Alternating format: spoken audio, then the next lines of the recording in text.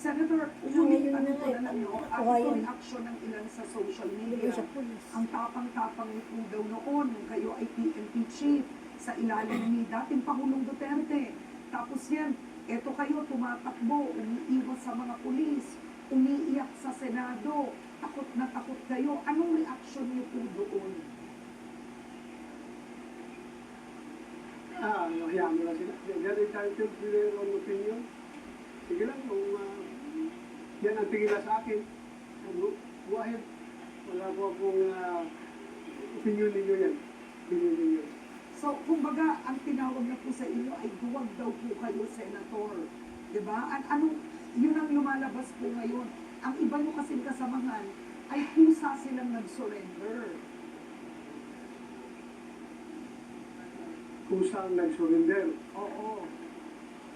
Sabi ko naman yan noon, ayaw kong madala doon sa dahig.